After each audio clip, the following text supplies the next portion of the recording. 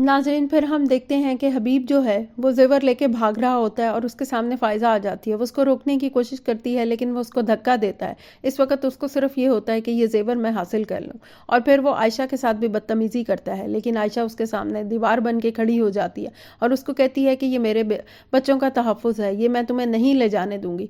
तो क्या नाज़रीन ये ज़ेवरात वगैरह बच्चों का वाकई तहफ़्फ़ुज़ होते हैं या औरत का तहफ़्फ़ुज़ होते हैं? वो समझती है कि वो इसको बेच के सब कुछ हासिल कर सकती है।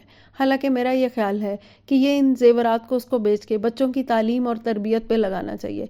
बच्चों को माशरे का एक मुस्बित किरदार बनाना चाहिए और उनको इस काबिल बना देना चाहिए कि आइंदा ज़िंदगी में कभी भी उनके साथ कोई मसला हो तो उन्होंने इतनी पढ़ाई लिखाई की हो, अपने पाँव पे खड़े हों कि वो ज़िंदगी में आसानी से सरवाइव कर जाएं।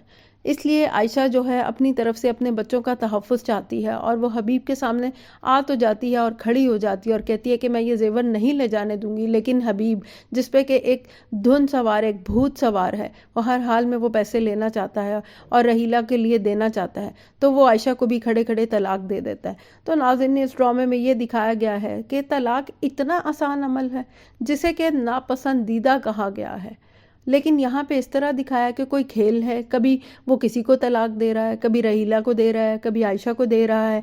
यही एग्जाम्पल उसने अपने बच्चों के लिए सेट कर दिया। इसीलिए फ़ाखिर और एनी को भी यही लगता है कि उनके रिलेशनशिप अगर सही नहीं चल रहा तो उसका हल यही है कि फ़ाखिर उसको तलाक दे दे।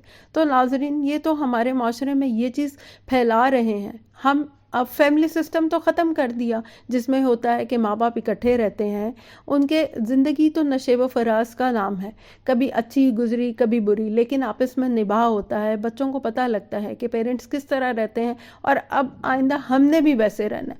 चूँकि एनी ने सारी उम्र यही देखा कि उसका बाप हमेशा लड़ता रहा और माँ को बुरा भला कहता रहा और तलाक की धमकी देता रहा, इसलिए अब उसके नज़दीक भी तलाक कोई बड़ी चीज़ है ही नहीं, कोई इस बात की कोई वक़्त है ही नहीं है, क्योंकि उसका बाप सारी उम्र ये करता रहा और अब उसने आयशा को भी तलाक दे दिया। मतलब इस अमल को इतना कैजुअल, इतना इस फेल को आम बना दिया है कि हर कोई हर वक्त दे सकता है, और हालांकि जो देता है वो भी इसका खमियाजा भुगतता है और उसके बच्चे, आइंदा आने वाली नस्लें भी भुगतती हैं, जैसे कि एनी और फ़ाखिर भी भुगत रहे हैं।